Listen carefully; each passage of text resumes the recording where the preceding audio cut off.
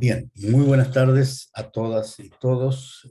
Sean bienvenidos y bienvenidas a este primer foro constituyente convocado por el Magíster en Gerencia Pública y Desarrollo Regional de la Universidad Católica del Norte.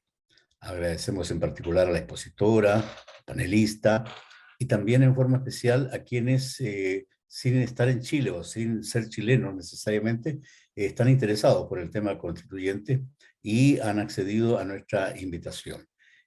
Por ejemplo, me complace destacar la participación de la cónsul general de China en el norte de Chile, con sede en Iquique, y de varios académicos de la Universidad Católica de Salta, en este caso, y entiendo también de otras universidades argentinas interesadas en el tema, y además porque nuestra expositora justamente nació en Argentina, se tituló originalmente en Argentina, pero después tiene doctorados y otra serie de estudios en distintos países del mundo. Pero ella, de todas maneras, por supuesto, es argentina. Bienvenido entonces a este primer foro que hemos convocado justamente para hablar de una parte del proceso constitucional que tiene que ver más que nada con regiones, ¿no? Y en consecuencia estamos hablando de los temas de la parte, digamos, constitucional relacionada con el bicameralismo, donde una de las cámaras representaría más directamente a las regiones, y el otro tema que hemos solicitado que podamos conversar es justamente la declaración de Estado regional, pluricultural y plurinacional. Para esto entonces, y para la presentación general del ciclo que vamos a empezar a ejecutar hoy, dejo con ustedes al director del Magíster, el académico Martín Arias Royola, para que nos diga, nos cuente por qué estamos acá. Martín, por favor, adelante. Hola, buenas tardes a todas, todos y todes. Les cuento por qué estamos acá. Estamos acá como, bueno, para no explayarme mucho, estamos acá para avanzar en el apoyo hacia el proceso constituyente histórico que el país está viviendo, que no solo es importante a nivel nacional, sino que también es muy importante para otras naciones y pueblos fuera de este territorio que están muy atentos a lo que ocurre aquí. Entonces nosotros como programa, haciéndonos cargo de la justificada crítica a la academia, de que a veces estamos muy contentos y tranquilos en nuestra torre de marfil, flotando como en este espacio de ideas y nubes, ¿no es cierto? Estamos tratando de hacer un esfuerzo para democratizar el conocimiento, democratizar la discusión y velar por el verdadero objetivo de la universidad como un espacio universal de discusión, siempre y cuando, o entendiendo que ese espacio universal de discusión tiene que ser en base a respeto y no en base a discursos de odio. Hoy día tenemos invitadas fantásticas, yo estoy muy contento de que esté tanto Julieta como Berta, a dos las conozco, tengo el privilegio de conocerlas de antes, no es primera vez que las veo ahora. Julieta, personalmente creo que es una de las científicas sociales más importantes del país. Gracias Julieta por venirte para acá. Así que estoy muy contento de que hayas terminado en Chile porque tu carrera, tu muy extensa carrera, ha terminado con un hecho histórico como la participación que tuviste junto a Javier Arce y otra colega en la fórmula para la paridad de género en el proceso constituyente, algo que ha generado un montón de olas a nivel mundial. Yo tuve también la suerte de verlo desde afuera mientras estaba en Australia y realmente ese trabajo ha sido considerado como un hito histórico. Y además de todos los otros aportes que tú has hecho en la discusión política, tanto en las dos cámaras como ahora en el proceso constituyente. Así que muchas gracias, Julieta, por estar aquí con nosotros. Y también el tema que nos convoca respecto del bicameralismo, que yo también tanto aprendí de tus hilos de Twitter, así que aprovecho de pasar el dato que a Julieta le gusta hacer hilos de Twitter, gratuitos y de calidad, donde ella explica de manera muy pedagógica muchos de estos conceptos. Y por otro lado, Berta Torrejón, una gran amiga, tengo también la suerte de conocerla hace muchos años en tiempos de Federación de Estudiantes, cuando ella estaba en la federación. Después estuve yo en la federación y ahora ella sigue en su camino político como Seremi de Desarrollo Social y Familia, algo que a mí me parece fantástico como una persona que vive en la región de Antofagasta, no solo porque ella es mi amiga, sino porque yo también me voy a beneficiar de todo el excelente trabajo que Berta va a hacer. Ella además es académica de la Universidad Católica del Norte, tiene varias publicaciones también, ha escrito y reflexionado sobre el desarrollo con perspectiva de género. Tiene un capítulo en un libro que se llama La Desarrolla, que me parece súper interesante. Se lo sugiero también si lo quieren buscar. Así que, sin más preámbulo, les agradezco mucho estar aquí a todos ustedes y a todas las personas que se conectaron también en esta discusión. Muchas gracias. Gracias, Martín, el director del Magíster de Gerencia Pública y Desarrollo Regional, en esta presentación, en esta introducción a este foro.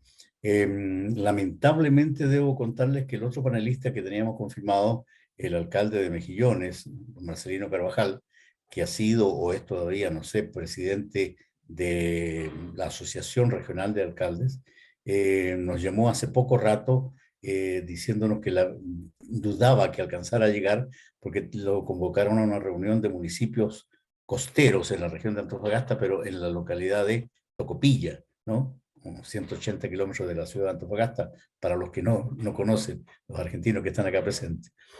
Y dudaba que llegara a tiempo. Si lo hace, se va a conectar, si no, no vamos a contar con él en esta oportunidad. Pero sí tenemos entonces a nuestra expositora, que nos va a dar una charla sobre los temas a los que hemos convocado, ¿no es cierto? Julieta Suárez Cao, como decíamos, es profesora asociada en el área de política comparada de la Universidad Católica, la Pontificia Universidad Católica de Chile. Es doctora en ciencias políticas por la Universidad de Northwestern de Estados Unidos, y ella obtuvo su título con la disertación Partidos y competencia partidaria a través del territorio, estabilidad y cambio en los sistemas federalizados de partidos. Así obtuvo su título de licenciada en Ciencia Política en la Universidad de Buenos Aires y su magíster en la Universidad Norteamericana, como decíamos, de Northwestern, ¿no? Especialización son las instituciones políticas y de gobierno, el federalismo y la política subnacional, los partidos políticos, la representación de mujeres y los sistemas electorales. Entonces, dejo con ustedes a la doctora Julieta Suárez Cao para su exposición. Muchísimas gracias, Arman. Un placer estar con ustedes. Agradezco a Martín por la invitación y por el placer de estar charlando también aquí con Berta sobre estos temas que son tan cercanos. Martín decía que yo me hice más conocida por el tema de la paridad en Chile, pero en realidad, digamos, mi primer sombrero es el de la descentralización y el de la política local. Hace 11 años casi que estoy en Chile, y cuando llegué, todo el mundo, encima llegó a Santiago, todo el mundo me decía, pero la política acá es nacional, vas a tener que cambiar de tema, a nadie le importa lo que pasa a nivel local o en las regiones, eso no existe, no es relevante. Y en realidad mi primera acción de incidencia fue con la Fundación Chile Descentralizado, diseñando el sistema electoral para gobernadores y gobernadoras regionales que aplicamos el año pasado, y esto fue en el 2016, y tardamos 5 años en aplicarlo, ¿no? Y lo difícil que fue llegar a ese proceso. Entonces, la verdad que estoy como muy emocionada en poder volver también a hablar de temas de descentralización, de regionalización más profunda, y que creo yo que la Constitución, como les voy a contar ahora un poco, tiene mucho que ver para este tema, y en particular el sistema político, que a veces es algo, ¿no?, que lo dejamos totalmente en forma de Estado y nos olvidamos que el sistema político también es clave para una descentralización profunda. Les voy a compartir una presentación, es un poco más amplia, ¿no?, pero voy a tratar de hacer algunos comentarios más coyunturales, y ojalá podamos dejar también para las preguntas y para el diálogo posterior, bueno, un poco dónde estamos y hacia dónde podemos llegar a ir, ¿no? Así que yo creo que claramente hay una oportunidad en la nueva Constitución. De hecho, estoy convencida que si hay un mandato claro en la Convención Constitucional, es decir, hay muchos, pero uno que es claro es el de la descentralización del poder, ¿no? Yo creo que ya quedó en evidencia post-estallido, durante la pandemia, que este modelo de Estado que concentra el poder en la presidencia y lo centraliza en Santiago, bueno, no es más deseable para los problemas, las oportunidades, los desafíos y los avances en Chile. Entonces, ¿qué entendemos cuando hablamos, ¿no?, de descentralización? Bueno, en general, se habla no tanto de estas reformas constitucionales, ¿no? Sino que se habla más bien de un proceso de reforma del Estado, que suele ser en la mayoría de los casos a través de legislación ordinaria, ¿no? Y que implica un montón de leyes, normativas, regulaciones distintas, que lo que implican es la transferencia, la devolución, se dice en otros casos, en casos europeos, por ejemplo, de responsabilidades, recursos y autoridad desde el nivel central hacia los niveles subnacionales de gobierno, regional y local, por ejemplo, lo que sería en Chile. Si lo pensamos a nivel regional, por ejemplo, Chile era hasta el año pasado que elegimos gobernaciones regionales, el primer país más centralizado de la OCDE, o el segundo después de Turquía, cuyas credenciales democráticas no quedan muy claras. Si lo pensamos en términos de la región latinoamericana, Guatemala, El Salvador, Honduras y Panamá son los únicos todavía en el continente en el cual las autoridades ejecutivas regionales no son electas y son designadas. Como ven, son países muy diferentes a Chile en términos de tamaño, de población, ¿no? Chile era en este caso el país grande, ¿no? Que seguía y que sigue estando todavía con esta constitución, y a pesar de algunos tibios avances en descentralización, fuertemente centralizado. Y detrás de la descentralización está esta idea de teoría política, que la podemos llevar hasta Rousseau, ¿no?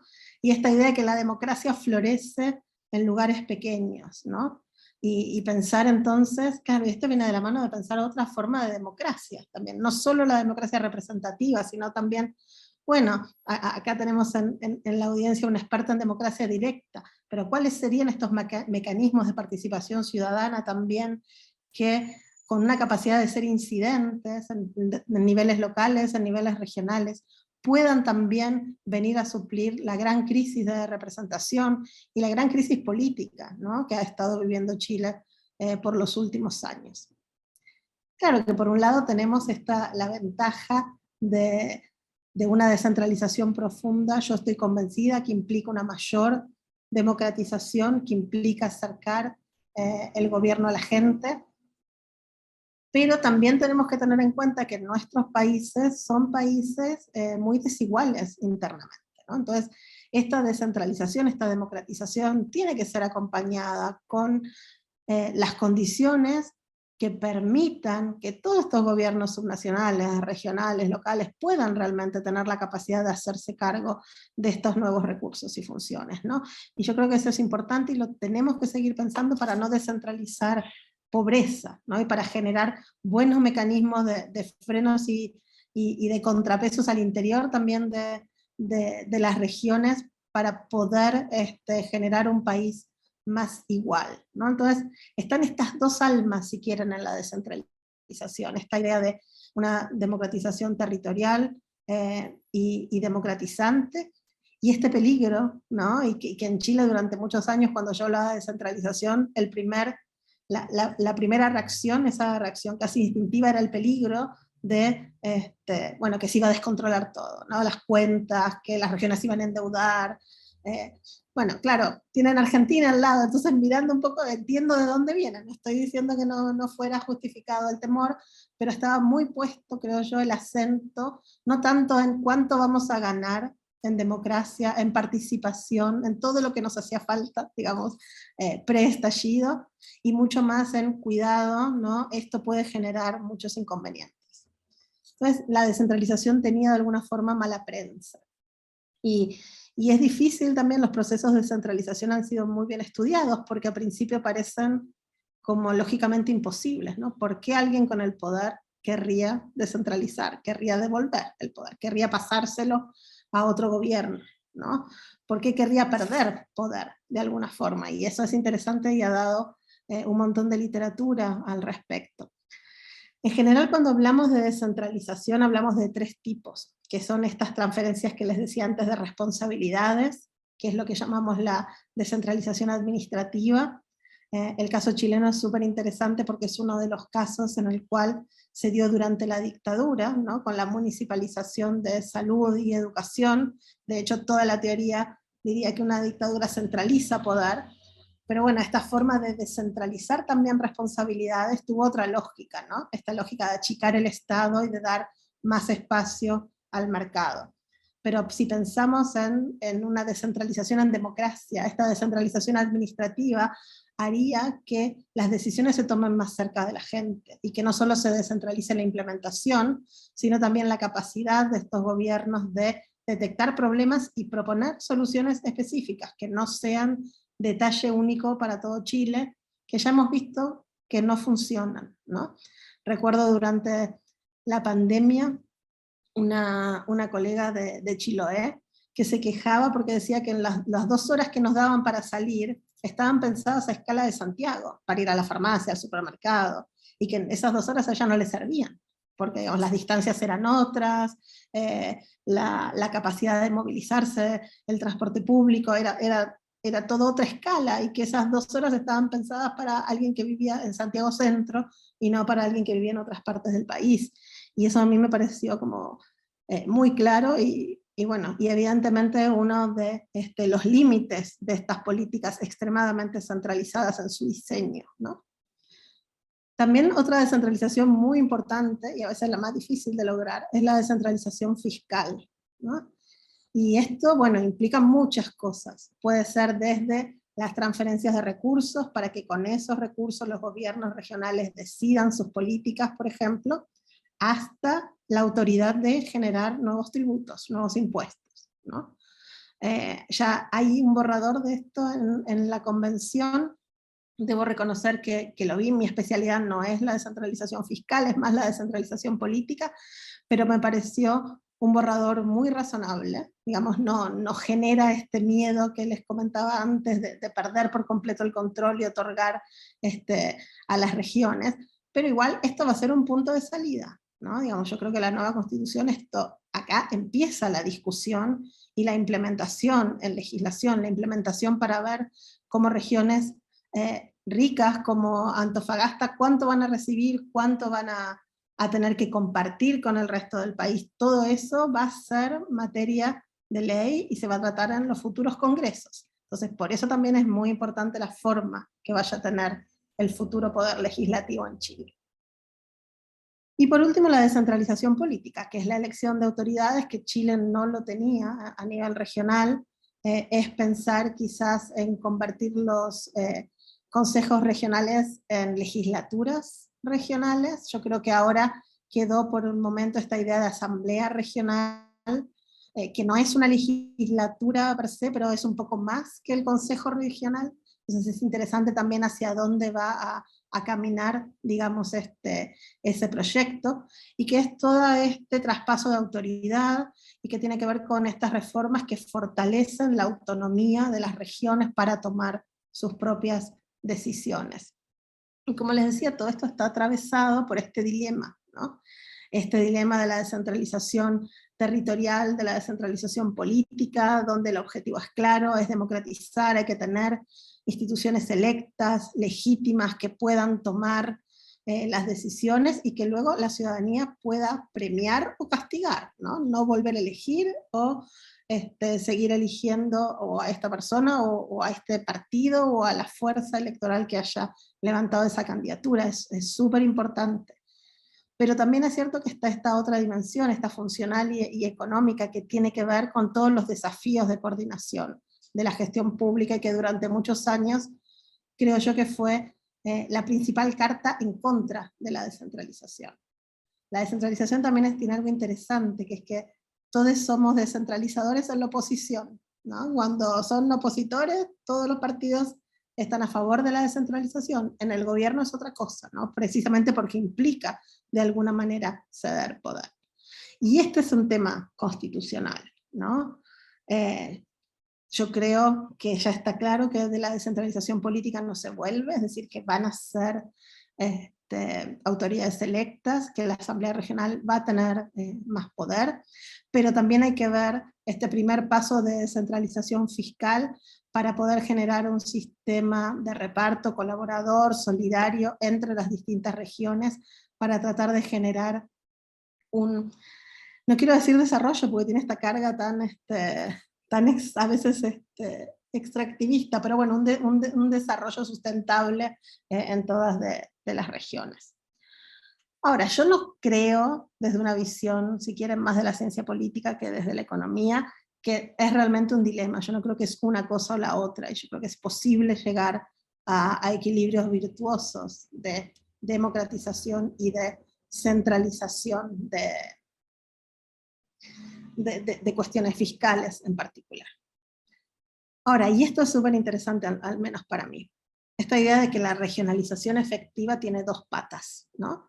Y yo creo que las primeras discusiones de la convención, y quizás también por esta separación en dos comisiones de forma de Estado y de sistema político, en las primeras discusiones yo creo que aún convencionales muy comprometidas con la descentralización, no lo terminaban de ver, ¿no? Creían que la regionalización alcanzaba con la descentralización y con el autogobierno.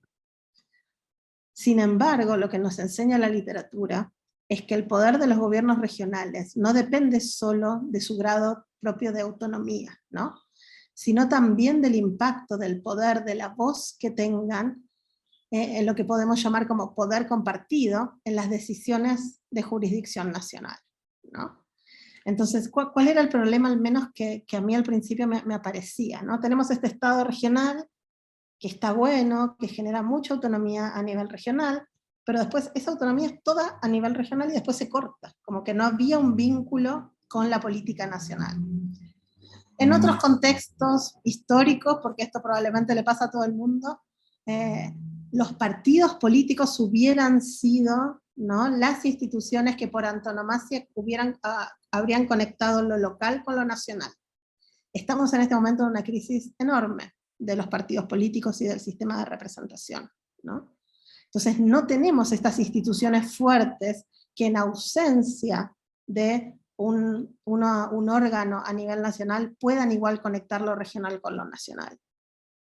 Mi preocupación venía de la mano de que si teníamos un sistema muy descentralizado pero sin poder compartido, sin las regiones con poder a escala nacional, íbamos a poder tener un sistema dislocado, ¿no? Como política regional por un lado, política nacional por el otro. Eso uno.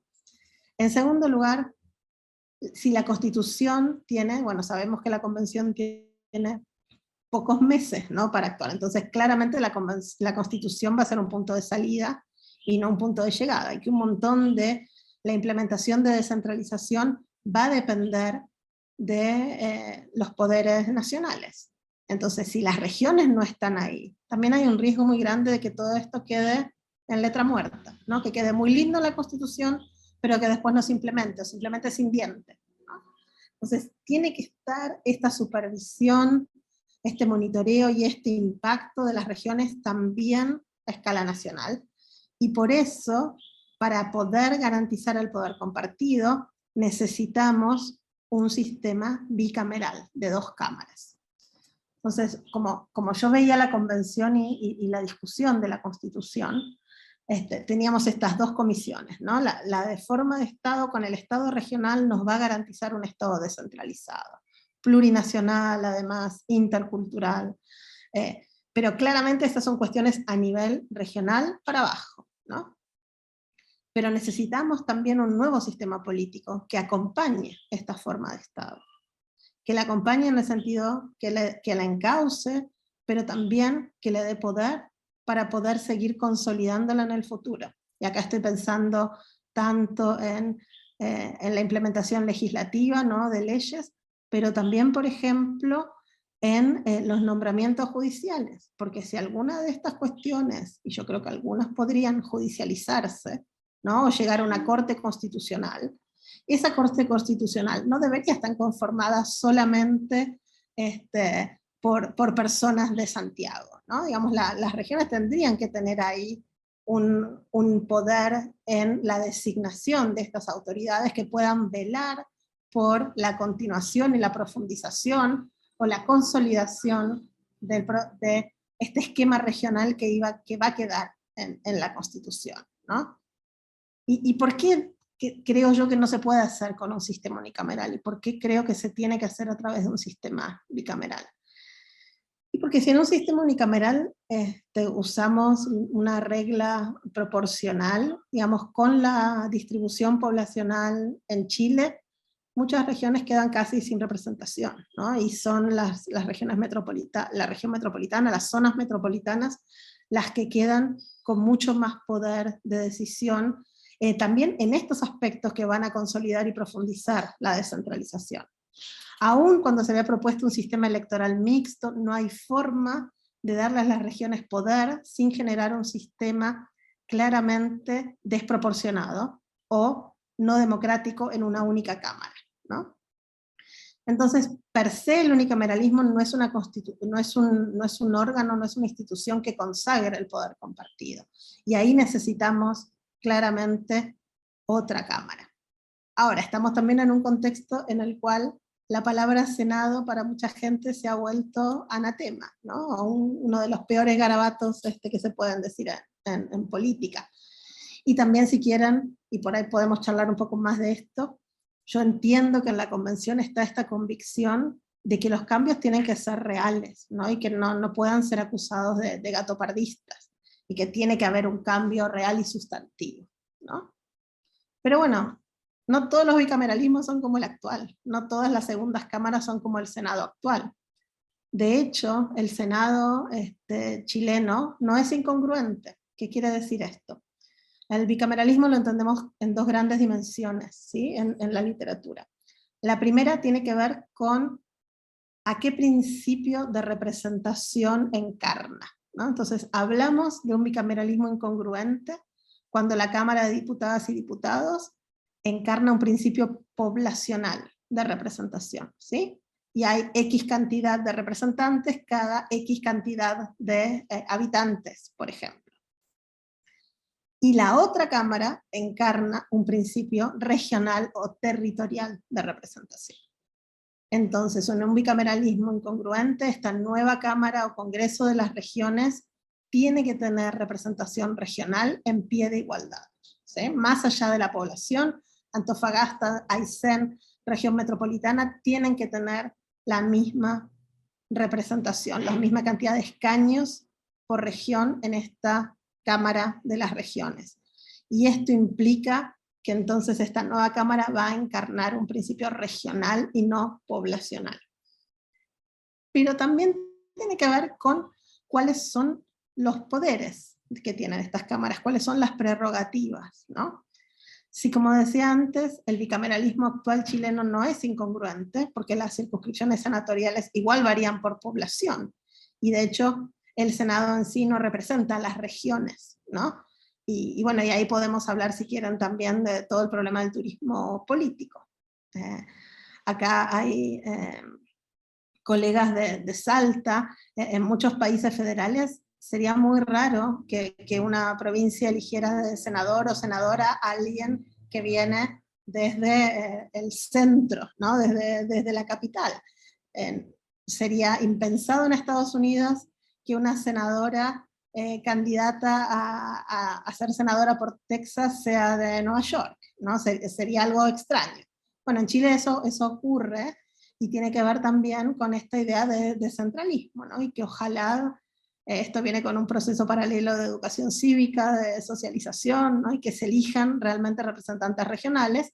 Hay muchas formas también de asegurar eso, pedir avecindamiento, pedir que tengan un contrato de trabajo en la región por X tiempo, que hayan hecho la escuela básica o la media en la región. Digamos, hay un montón de cosas que podemos pensar para asegurar que realmente estas personas sean representantes regionales.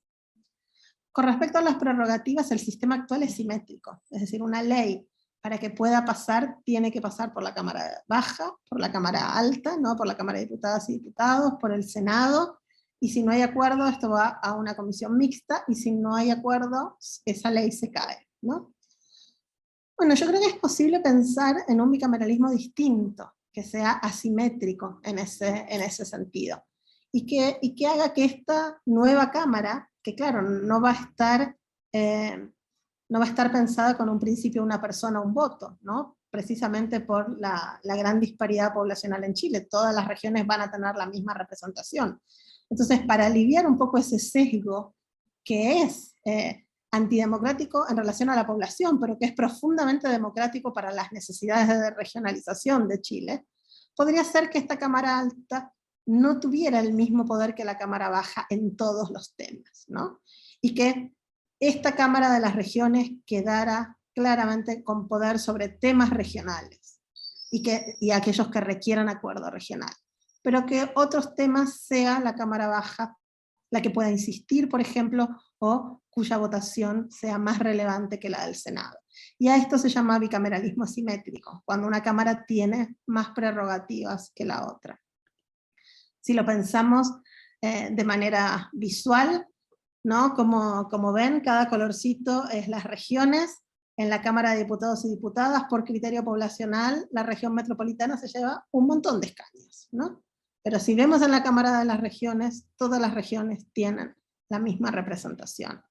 Y esto para procedimientos como las designaciones judiciales, para la implementación de las leyes que va a necesitar el Estado regional, es importante que las regiones tengan esta incidencia, y por eso un sistema unicameral no es suficiente. Y yo creo que esto abre muchas oportunidades. La nueva Constitución avanza sin dudas en poderes regionales, todo lo que está aprobado de forma de Estado es un avance grande en comparación con la forma de Estado actual. El sistema político es menos aprobado, es difícil dar esta charla justo este día, cuando todavía están negociando las últimas indicaciones. Si yo veo más que la foto, la película, de cómo empezó esto y cómo estamos ahora, cada vez más se ha ido configurando una segunda cámara distinta al Senado actual, pero cada vez más poderosa. Y yo creo que todavía falta, pero que es necesario que se ajuste, ¿no?, las atribuciones de las cámaras de las regiones para que puedan asegurar el éxito del proceso descentralizador. Ahí podemos hablar cómo, qué tipo de atribuciones, o en qué materias esta Cámara de las Regiones debería poder tener mucho poder, o al menos igual poder que la Cámara Baja. Podemos pensar también en asegurar estos mecanismos de participación ciudadana. Yo creo que uno de los desafíos más grandes que hay en este momento es cómo revincular a la ciudadanía con la política institucional, ¿no? Porque la gente está mucho más politizada que antes, pero todavía eso sigue siendo por fuera del sistema institucional. Y yo creo que los mecanismos de participación ciudadana, en particular a nivel local y a nivel regional, pueden servir para canalizar estas ansias de participación de una manera mucho más sostenible para el sistema, pero para eso, en esos niveles tienen que poder tomarse decisiones, porque si no, no tiene sentido pensar en la participación ciudadana. Yo creo entonces que el proceso está avanzando, estoy convencida que va a salir una Cámara de las Regiones con más atribuciones de las últimas que se votaron y que no se aprobaron. Creo que eso también muestra que el sistema de los 2/3 está funcionando de manera correcta. En Chile se están aprobando los artículos que están bien pensados y bien diseñados, y dándole otra oportunidad a la Comisión para que llegue con una nueva propuesta de un sistema político para Chile que pueda acompañar a este Estado regional, ¿no?, y cambiar, ojalá, esta mentalidad y esta órbita centralista que ha tenido Chile, creo yo, por toda su historia. Muchas gracias. Muchas gracias, Julieta. Fue la doctora Julieta Suárez Cao en esta presentación, sobre la cual obviamente habrá varias preguntas que puedan empezar ustedes ya a formular, ya sea por el chat o levantando la mano, quienes quieran hacer la pregunta en forma verbal, ¿no? Pero claro, antes vamos a tener a una de las panelistas haciendo algunos de los comentarios respecto a esta presentación. Previamente yo quiero destacar que este foro está siendo transmitido en vivo a través de Facebook Live del diario local El Regionalista, ¿no? Que tiene con el Magíster de Gerencia Pública y Desarrollo Regional este acuerdo de cooperación mutua en este ciclo de foros constituyentes relativos básicamente con la región, justamente, ¿no? El ánimo regionalista. Entonces, está siendo transmitido, más de las 32 personas que han estado participando en directo en este foro, y adicionalmente está siendo grabado, de esta manera que se va a poder después revisar en YouTube, ¿no?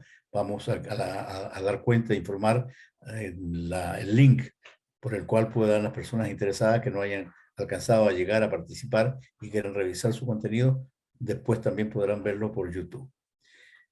Dejamos entonces ahora a Berta Torrejón Gallo, colega de la Universidad Católica del Norte, hasta hace poco pues también integrante activa de todo el equipo del Magíster en Gerencia Pública y Desarrollo Regional, y designada hace poco tiempo como la nueva secretaria regional ministerial de Desarrollo Social y Familia, o sea, representante de ese Ministerio Nacional en la región de Antofagasta. Berta, tus comentarios sobre el tema y sobre la exposición de Julieta, por favor. Hola Germán, no sé si me escuchan. Sí, sí, perfectamente. Gracias. Antes de cualquier cosa, querido Germán, abrazar, saludar y decir que nuevamente estar en un espacio del Magíster de Gerencia Pública para mí es extremadamente grato, los extraño, pero estamos desde otra trinchera trabajando juntos y que es lo importante. Así que agradezco y vámonos con los comentarios ya. Julieta, qué maravillosa exposición, hay varias cosas que no tenía claras, se agradece profundamente. Y quiero contarles una historia de cuando yo trabajaba y era subdirectora de Planificación y Presupuesto de la Junta Nacional de Jardines Infantiles de Antofagasta en Bachelet 1, en el tiempo de las 3.500 salas cunas.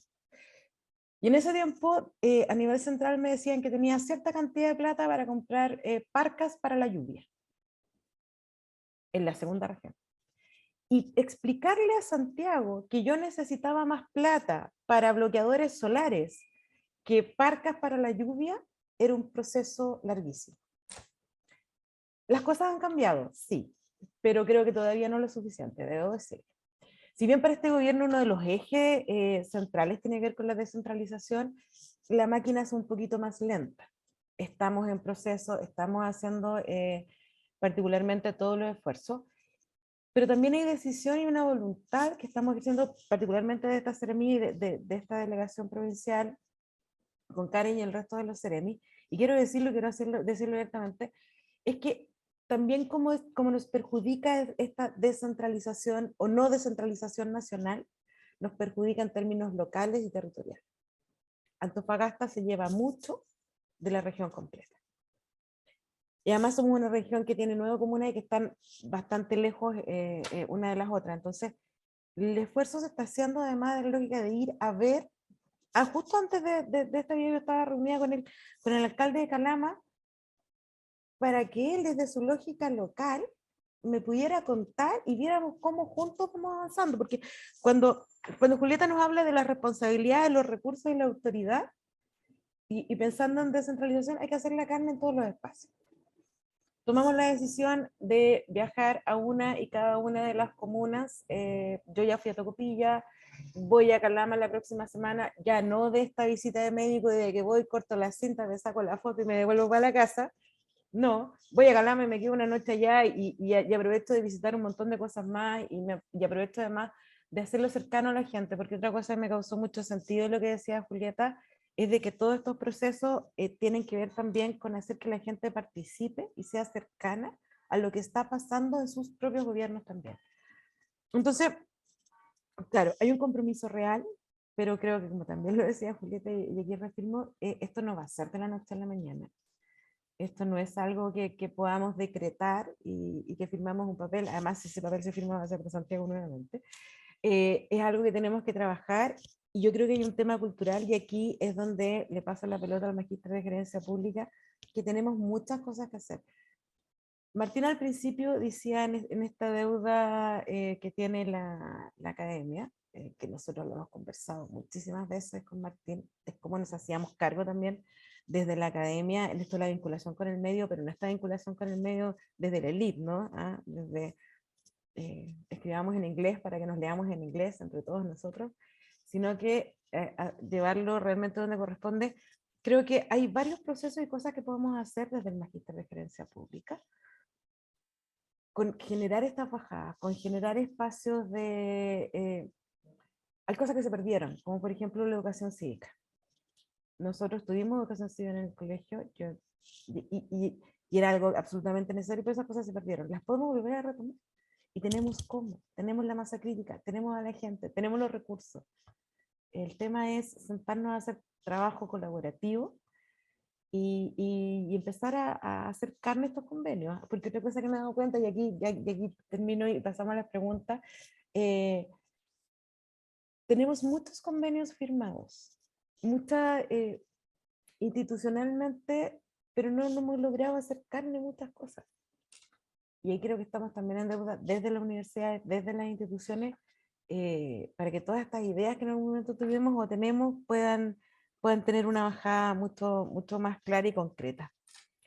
Yo quiero hacer una pregunta a Julieta, antes de, porque lo del bicameralismo asimétrico me llamó muchísimo la atención con respecto a llevar el poder sobre los temas regionales ¿cómo porque lo que está pasando en la convención, de verdad, y esto es lo personal, todos los días me hace muy feliz. Tenemos una oportunidad gigantesca, creo que no la podemos desaprovechar como país, pero ¿cómo hacemos eso, una bajada más concreta? ¿Cómo sería eso en un ejemplo particularmente con nuestra región? Que sabemos, no sé, seguimos siendo una de las regiones que más produce dentro del PIB nacional, pero no tiene esta vuelta. ¿Cómo podríamos concretar en eso? Le pregunto a Julieta. Y decirles que mi compromiso en particular está con respecto a seguir trabajando y avanzando en la descentralización. Martín, Germán y a los colegas, nos vemos pronto porque tenemos que hacer cositas. ¿Cómo se diría por ahí? Muchísimas gracias. Bien, muchísimas gracias, Berta. Y antes que Julieta responda, quisiera también hacerme un poquito cargo de ese desafío de Berta, ¿no? Justamente vamos a ir combinando, por ejemplo, el próximo miércoles 27, en lugar de hablar de constituyente y del proceso en sí, vamos a hablar de la región y de las políticas públicas regionales, ¿no? Hemos invitado al gobernador regional, espero que tengamos también a otro Seremi, algún alcalde, y una académica de la universidad para hablar más del programa regional de gobierno, de las políticas públicas actuales, vigentes, ¿no? Y de las que pueden generarse, sobre todo con las modificaciones que va a posibilitar esta nueva constitución, más todo este proceso descentralizador que ya venía de alguna manera avanzando, ¿no? Y que significó justamente la instalación de los primeros gobiernos regionales electos. Entonces, Berta, desde ya te comprometemos también para próximos eventos de este tipo para hablar de las políticas regionales y del quehacer del gobierno regional y de la delegación presidencial regional. Ahora sí, hecha esa aclaración y aprovechar de invitar desde ya a todos ustedes el próximo miércoles a las 18 horas, ¿no? De 18 a 19 horas va a ser ese evento. Dejo a Julieta Suárez Cao para su respuesta. Muchas gracias Berta. Mira, a mí se me ocurre, y les cuento algo más entonces, aprovechando ahora que estamos en el diálogo. Si ustedes ven el acuerdo que fue lo que no se aprobó, la primera versión, ¿no? Tenía una lista como de 4 atribuciones de esta Cámara de las Regiones, ¿no? A esas 4 les agregaron un montón más, terminaron siendo 17. Ahora, cuando vos ves esa lista de atribuciones, parece ese cuento de Borges, ¿no? Que termina como con esa enumeración y de lejos parecen moscas, porque era un perro con 2 colas, lo que rompieron el jarrón, todas cosas que no siguen un criterio. Y es difícil, hay poco tiempo también, yo entiendo que uno no se puede poner extremadamente criterioso en eso. Pero una forma que se puede hacer, o la que yo veo, es dividir estas 17 atribuciones en estas materias que requieran un acuerdo regional, por ejemplo la ley de presupuesto, ¿no? Que tiene que pasar por la Cámara de las Regiones, pero quizás ahí la Cámara Baja puede insistir, ¿no? Pero otras materias, como por ejemplo la modificación de cuestiones fiscales o el establecimiento de los patrones de colaboración, de reparto, ¿no? Justo pensando en Antofagasta, esa no puede ser que decida la Cámara Baja. porque entonces va a decidir solo las zonas metropolitanas. Eso tiene que decidirlo, cómo va a ser el sistema de reparto, que puede ser solidario, perfecto. Acá le estaba buscando exactamente cómo lo frasearon, dice, las que establezcan los mecanismos de distribución fiscal y presupuestaria y otros mecanismos de compensación económica entre las distintas entidades territoriales. Eso no lo puede insistir la Cámara Baja.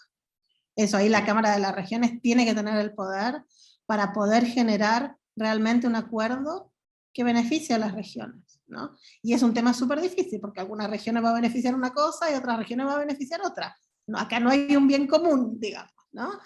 Pero de todas formas tiene que estar el incentivo para ponerse de acuerdo, y no puede ser que ponerse de acuerdo implique pasar por encima de las regiones y hacerlo desde la Cámara de Diputados, ¿no? Entonces yo creo que la comisión debería darse el trabajo de revisar esa larga lista de cosas que no tienen mucho que ver y que están todas mezcladas entre sí. Por ejemplo, está también la aprobación de los estatutos regionales. Eso también tiene que ser la Cámara de las Regiones la que termine aprobando, ¿no?, los estatutos de cada región. No puede ser que sea solo la Cámara Baja. Hay cosas que es fácil distribuirlas, ¿no? Bueno, esto es acuerdo regional, la Cámara de las Regiones tiene que poder decir algo, pero bueno, si no hay acuerdo, que la Cámara Baja puede insistir con los 2/3, ¿no? Poniendo una mayoría alta. Pero en otras no puede ser que la Cámara Baja insista en todas. Estatutos regionales, distribución fiscal, entre entidades territoriales, tiene que ser la Cámara de las Regiones las que decida, porque si no esta descentralización se va a quedar sin diente muy pronto, ¿no? Entonces eso para mí es súper claro, y soy bastante optimista porque he visto cómo ha mejorado, ¿no? Pasamos de 4 atribuciones a 17, ahora solo hay que ordenar un poco más la cosa y pensar estos mecanismos. Y también es importante el rol de la presidencia. A mí me gusta que pareciera ser que está quedando una presidencia más parecida a la presidencia americana, no con tantos poderes de iniciativa propia, y que solo lo que rogue gasto lo puede hacer la presidencia, y que obliga a la presidencia a colaborar y negociar con el Congreso para avanzar estos temas. Me parece también que la descentralización de poder viene de la mano de la desconcentración de poder también en la presidencia. Entonces, en ese sentido soy bastante optimista, y aún y todo creo que lo que está aprobado hasta ahora es un avance muy grande para las regiones. Por ahí cuesta más si quedan estas otras cosas, ¿no? Por ahí el camino es más espinoso, más largo, más lento, más árido, pero me parece además, y esto puede ser una intuición y puedo estar completamente equivocada, que hay también como un cambio de cosmovisión en Chile, ¿no? Y que lo regional y que lo local ha cobrado como un valor propio y una legitimidad, y lo veíamos hasta en los roles de los alcaldes y las alcaldesas durante la pandemia, ¿no? A veces eran las voces de la sanidad dentro de lo que fue el primer año en particular de la pandemia, ¿no? Y lo vemos con la exitosa campaña de vacunación a nivel local, ¿no?, que se llevó. Entonces a mí me parece que estamos como en suelo fértil para estas cosas, falta ajustar algunos tornillos, ojalá que se puedan ajustar bien, y no puedo ser yo sin decir esto, y en términos de género también es súper importante tener una Cámara de las Regiones que también sea paritaria, y que tenga inclusión de pueblos originarios, ¿no? Entonces también es una forma de ampliar todavía más la representación inclusiva. Gracias, Julieta. No sé si el virtual otro panelista, el director del Magíster, Martín Arias Loyola, tiene alguna consulta específica, y estamos esperando en todo caso también las consultas de los demás participantes. Así que, Sí, Martín, sí, adelante. muy cortito, de nuevo agradecerte mucho, Julieta. Sigo aprendiendo más y más ahora escuchándote, aparte de leer tus hilos. Así que te agradezco harto. Hay varios de mis estudiantes igual a quienes no les quise explicar esto de la bicameralidad para no echarlo a perder. Así que te agradezco harto de nuevo, y también a Berta por tu comentario y por este espacio. Si entiendo bien, escuchándote hablar del poder, que es un tema que también personalmente me interesa mucho como investigador, la descentralización apunta mucho a desconcentrar el poder, ¿no es cierto? O sea, no solo respecto de todo lo que se ha conversado hoy día, sino que también como un tema simbólico respecto de varias otras desigualdades. Quizá ahí el análisis interseccional tiene harto que decir, pero básicamente a descentralizar o dar una muestra de generar más autonomía para todo tipo de personas. Entonces, sobre eso, una primera consulta, o me gustaría escucharte, si tú crees que esta descentralización puede ser una forma multidimensional en distintos aspectos para continuar resquebrajando lo que hoy conocemos como una hegemonía neoliberal en este país que ha sido el laboratorio del neoliberalismo. Tenía otra pregunta cortita, tú ya me la respondiste, pero simplemente te quería también preguntar, como nota al pie, si podrías profundizar un poco más sobre cómo esta eventual segunda cámara podría también representar ciertos grupos como, o en realidad ayudar a discutir temas dentro de un nuevo Estado plurinacional e intercultural, por ejemplo. Y también finalmente, como mencionaste en alguna parte de tu presentación, mayor participación ciudadana, entendiendo que muchas veces, como tú misma indicabas, esa participación ha generado un poco de rechazo, ¿no es cierto?, a la participación de partidos tradicionales. Así que esas eran mis dos preguntas, Julieta. Muchas gracias. Gracias, Martín. No sé si quieren que tome también la pregunta de Mónica y responda a las dos juntas, ¿les parece? Sí, por supuesto. Adelante, Julieta.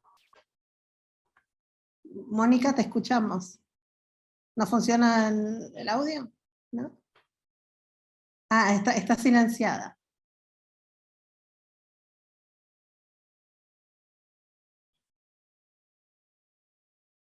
Mientras tanto, tengo otra pregunta, en este caso de Fernando Araya Salles, mientras se conecta o No, nuestro me técnico parece que Mónica tiene que, le claro. da la palabra a Mónica, le abre el micrófono, digamos.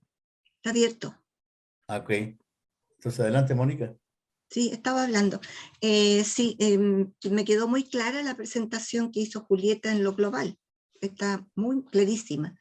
Me gustaría, sí, si tienen las 17 atribuciones que va a tener esta Cámara de las Regiones, que las pusieras en pantalla, si es que las tienes. Y lo otro, preguntar es, ¿qué va a pasar con la comisión, se llama así, de armonización? ¿Ya? ¿Cuánto va a incidir, digamos, en lo que ya está establecido y respecto específicamente a lo que estamos acá abocado, el tema regional? ¿Ya? Porque, bueno, dejando también establecido que esta es una convención constitucional, no es constituyente, porque está funcionando con las normas de la Constitución vigente, ¿cierto? No es plenamente soberana. Así que, bueno, esas dos cosas. Gracias, muchas gracias, Julieta. Gracias, Mónica. No tengo la lista para mostrarla, te las puedo leer, y lo más loco es que si te mostrara la mía es horrible porque están todos los comentarios y quedaría demasiado en evidencia qué cosas me gustan y qué cosas no me gustan, así que te voy a dar unos ejemplos de estas otras de acuerdo regional, que son las de presupuesto, las que regulan la protección del medio ambiente, las que regulan la organización y funcionamiento del poder legislativo, las votaciones populares, las organizaciones políticas, las demás que esta Constitución califique como acuerdo regional, las que reformen la Constitución con lo relativo al poder legislativo y al ejecutivo, y la que reforme la Constitución en lo referido al servicio electoral y a la Contraloría. Mientras que las que yo veo más como de materia regional, y acá sí la Cámara de las Regiones tiene que tener o la última palabra, o al menos la misma palabra que la Cámara Baja, son las que aprueban el Estatuto Regional, las que regulan la elección, designación, competencias, atribuciones y procedimientos de los órganos y autoridades de las entidades territoriales, las que establezcan o alteren la división política o administrativa del país, la que les comentaba antes de los impuestos, las que autorizan la celebración de operaciones que comprometan la responsabilidad patrimonial de las entidades territoriales, que son más claramente como de materia regional, ¿no? Entonces, a ver, si me hubieran preguntado a mí, mi ideal al principio es que la Cámara de las Regiones debería poder ver todo, y la Cámara Baja insistir en aquellas que son más directamente cuestión poblacional, ¿no? Ahora, ese barco ya zarpó, no hay forma de volver atrás, hay una bancada, digamos, unicameralista muy fuerte, y creo yo, y acá me hago la argentina psicoanalista, que a pesar de que nunca estudié psicoanálisis, y está este miedo también de no cambiar nada, ¿no? Que parezca que estuvimos un año haciendo y que nada cambió. Entonces tiene que haber un cambio fuerte. Yo creo que eso está todavía en la mente de convencionales que tienen miedo, y de hecho después que sale esta idea de bicameralismo asimétrico se reciben las dos críticas. Pero entonces no cambiamos nada, seguimos teniendo, nosotros, pero esto cambia todo. Bueno, la verdad, ni mucho ni tampoco, son cambios relevantes, pero no son cambios de 180 grados, ¿no? Entonces, a veces es difícil, porque según con los ojos que se lo mire, puede ser o demasiado cambio o demasiado poco cambio, y en eso, bueno, la convención siempre va a perder, siempre va a estar en el medio de esos dos ataques. ¿Qué va a ser armonización? Es como la pregunta del millón, Mónica. Yo creo que van a pecar por el lado conservador, es decir, no van a cambiar nada de lo que esté aprobado por 2/3, y si hay algo que necesite un cambio un poco más sustantivo, va a tener que ser llevado al pleno. Es decir, que no va a tener armonización la última palabra. Pero todavía se está discutiendo eso. Eso es como mi instinto, como viene la mano, ¿no? Que casi todo se deja al pleno y a los 2/3, y esta idea, además con la campaña del rechazo creciendo, me parece que también es lo más políticamente estratégico, ¿no? Que no quede esta idea que estas 40 personas van a definir cosas. Van a armonizar, y si hay algún cambio que parezca un poco más sustantivo, yo creo que eso lo van a llevar al pleno, pero todavía eso no lo sabemos. Martín, qué interesante la pregunta, así más de economía política de Chile. A ver, yo no sé si tanto el tema de hegemonía neoliberal, pero sí creo que hay una tensión teórica, y que en Chile para mí es muy clara, entre democracia y tecnocracia, ¿no? Y en Chile siempre ha venido ganando la tecnocracia.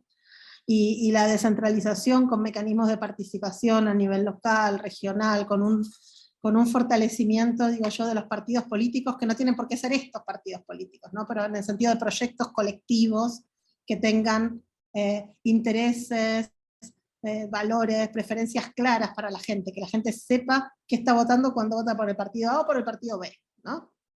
Y yo creo que eso implica una democratización, bueno, implica una destecnocratización, ¿no? O una disminución del rol de tecnócratas a, por ahí, implementación o diseños muy precisos, pero no con tanto poder como antes. Yo lo veo como algo bueno, tiene ventajas y desventajas, obvio.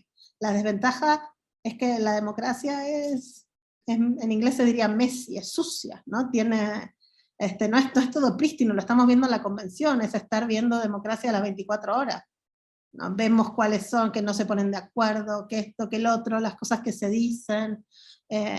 Y claro, y la tecnocracia en eso parece más quirúrgica, ¿no?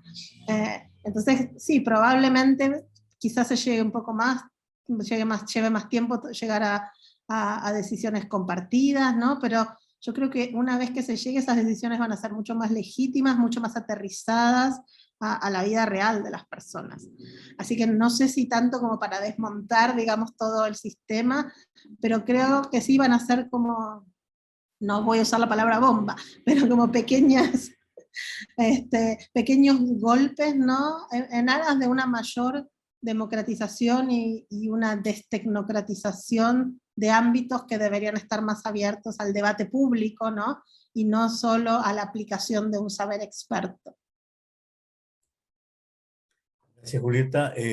Por el chat llegó una consulta de Fernando Araya Sayer que dice: ¿qué debe hacer o potenciar la convención en materia de información hacia la ciudadanía, dado las encuestas, sean o no reales, generan una incertidumbre, y de qué forma puede llegar de manera pedagógica a la ciudadanía? Es una súper buena pregunta. Yo no creo que las encuestas no sean reales, yo creo que son reales. Ahora, esta va a ser una elección distinta porque es con voto obligatorio, entonces hay que ver cuánto las encuestas llegan, ¿no? A poder medir realmente esta votación, porque es un voto obligatorio sin sanciones, entonces todavía hay mucha incertidumbre de quién finalmente va a participar o no. Pero sí es cierto que más allá de todo esto generan un clima de opinión, y un clima de opinión que es desfavorable a la convención. Y ahí es complicado. A ver, estos son temas difíciles, No son temas fáciles. Todos los temas de sistema político no son sencillos.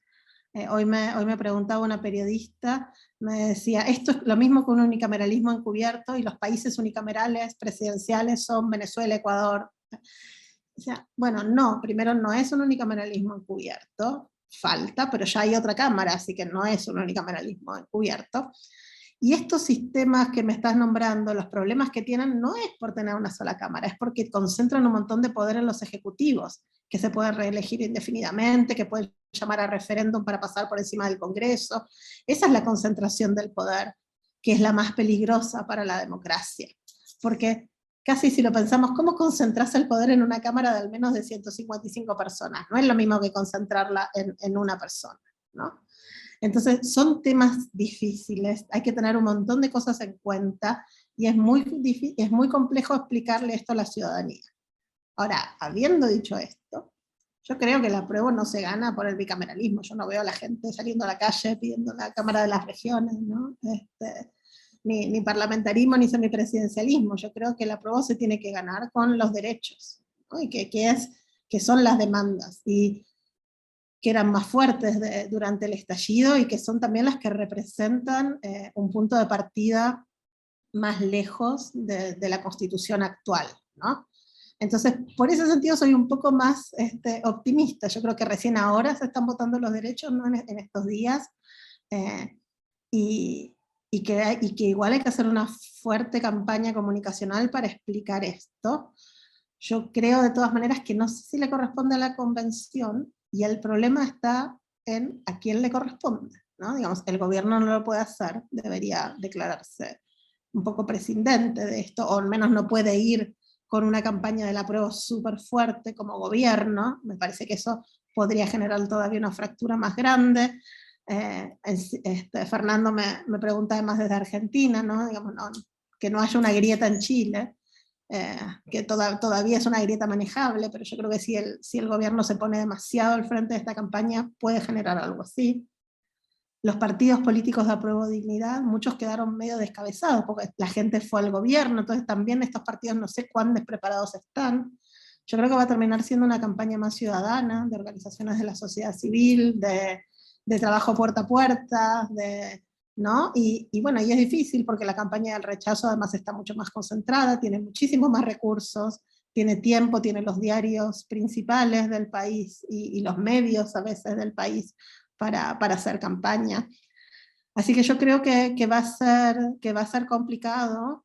Yo me sigo manteniendo optimista, y no me queda tan claro es que sea la convención la que tiene que ocuparse de eso. Mi experiencia con convencionales es que están trabajando 24/7, ¿no? De lunes a lunes, y no sé cómo podrían hacerlo, ¿no? para explicarlo mejor. Creo también que estamos en un contexto, como decía antes Martín y Berta, de baja educación cívica, ¿no? Que eso mucho se ha perdido, que es difícil de explicar estos temas sin ese conocimiento, y que bueno, que creo que lo vamos a tener que hacer medio pulmón desde la sociedad civil. Esa es mi impresión. Gracias, Julieta. Bueno, para todos quienes sobre todo no son de la región de Antofagasta, recordar que la Convención Constitucional va a tener su segunda sesión en regiones, justamente en Antofagasta, ¿no? La primera fue en Biobío hace rato, y ahora del 16 al 20 de mayo vienen todos los convencionales de Antofagasta, justamente para dar a conocer a la ciudadanía. Se tiene entendido que desde acá se va a conocer el primer borrador completo del texto constitucional, y también realmente esta es una de las motivaciones que tuvimos en el Magíster para iniciar este ciclo, ¿no? Que vamos a seguir obviamente con otros previos a esa visita, pero durante la visita misma de los convencionales esperamos contar con varios expositores y panelistas entre los convencionalistas regionales, digamos, y de otras regiones del país, para dar a conocer la mayor cantidad y con la mayor profundidad posible las modificaciones que para ese entonces ya van a estar definidas, y no con la duda que te planteas recién, Julieta, de hablar de un tema que todavía no se vota, ¿no? Bien, estamos pasados con el tiempo que habíamos previsto. Yo no sé si Julieta nos puede acompañar algún minuto más, y si no, agradecerle mucho su participación. Hay una pregunta de Gustavo Barbarano, una intervención desde Salta. Por favor, Julieta, ¿podrías esperarnos un poco a escuchar la consulta de Gustavo y responderla si es el caso? Gustavo, También hay adelante. Sí, que es un abogado especialista en temas justamente de derecho internacional y en este caso constitucionales. Gustavo. Bueno, yo quería, más que hacer una pregunta, quería hacer un comentario para que en Chile y en la región de Antofagasta sepan que somos muchos, no solo del ámbito académico, sino también de la sociedad civil, que estamos siguiendo con muchísimo interés el desarrollo de la constituyente. Yo felicito a la profesora Julieta Suárez Cao, no solamente por su solvencia técnica, sino por la lucidez de su análisis político, porque a mí me ha despejado un montón de incógnitas. Hace poco leí las propuestas en torno de la nueva composición del Poder Judicial y las innovaciones que se van a hacer. En fin, no están solos. Creo que tenemos que trabajar mucho en esta parte de nuestros países, me refiero al noroeste argentino y a las primeras regiones chilenas, para seguir tejiendo vínculos,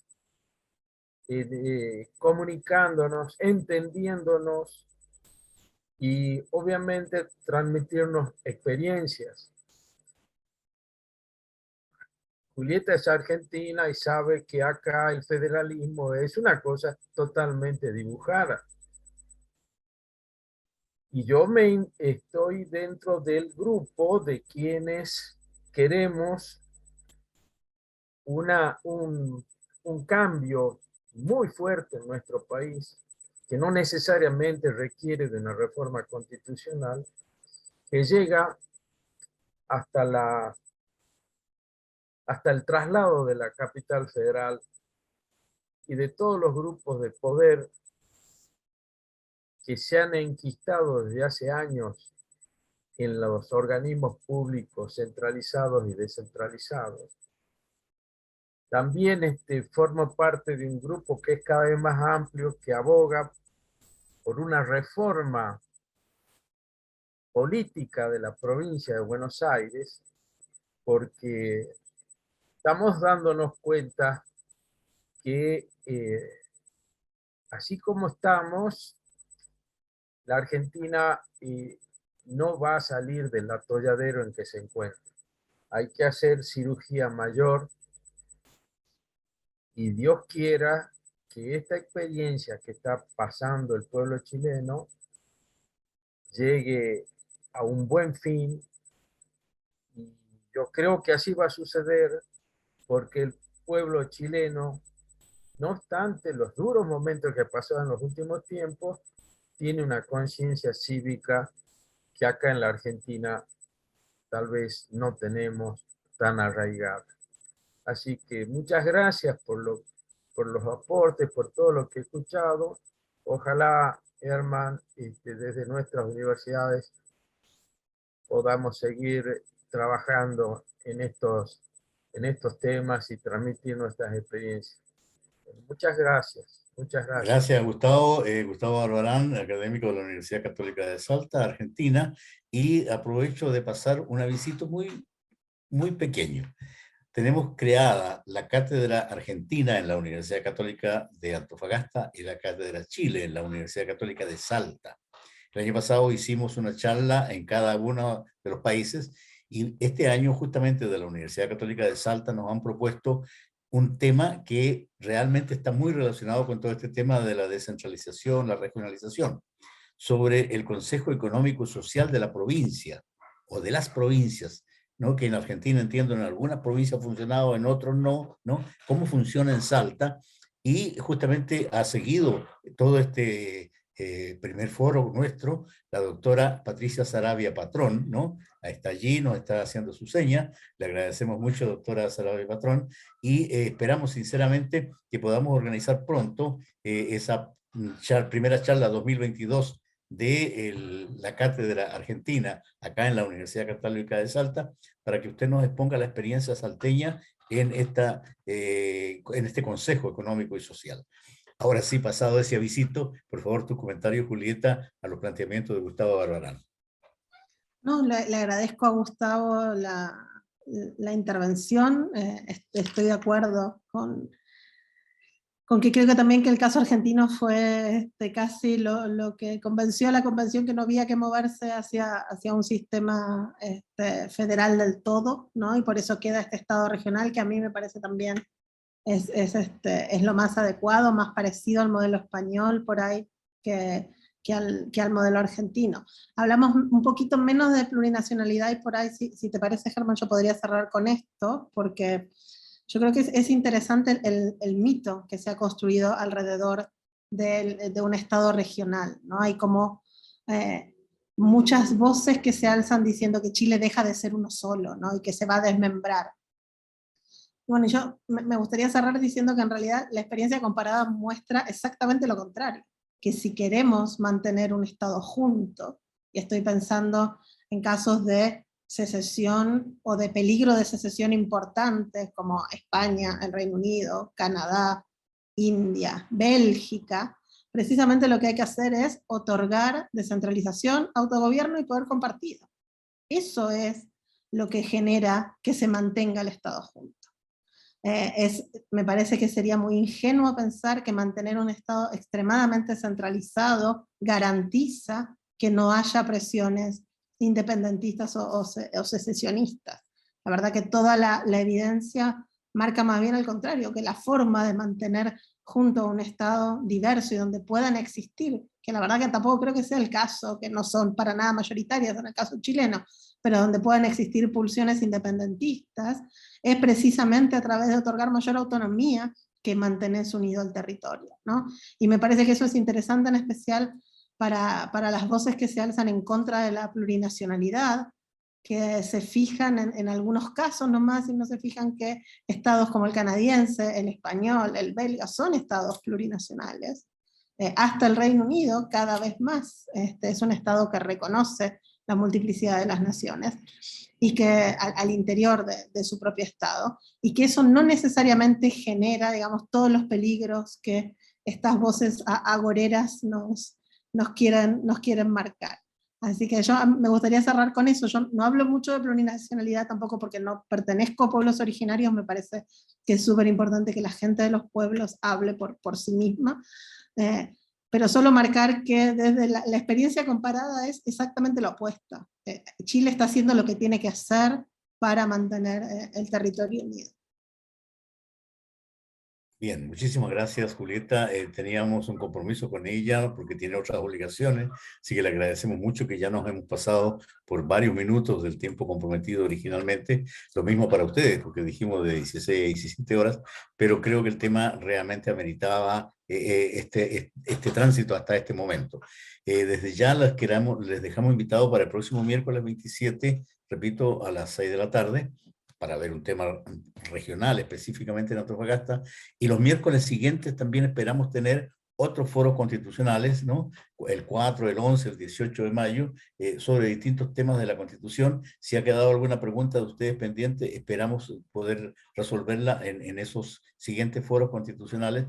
Así que muchas gracias por la participación de todas y todos, particularmente a Julieta Suárez Cao, a Berta Torrejón, nuestra expositora y panelista de esta oportunidad, a quienes nos acompañan desde Salta, Argentina, y también a la cónsul de China en Iquique, que también ha seguido este foro, ¿no? Y así seguramente hay otras y otros especialistas argentinos que están siguiendo estos temas que, tal como decía Gustavo Barbarán, interesan también y muchísimo en nuestro vecino país. Así que gracias a todas, a todos, y será entonces hasta el próximo miércoles. Sí, yo quisiera también despedirme, muchas gracias, y quizás pasar el aviso que Berta también sigue siendo parte del del programa del Magíster, y quizás más adelante a ver si podemos convencer a Julieta de que eventualmente también haga algún electivo más adelante. ¿Quién sabe? ¿Quién sabe? Dejo ahí la invitación prehecha, Julieta, así que con eso cierro. Muchas, muchas gracias. Gracias.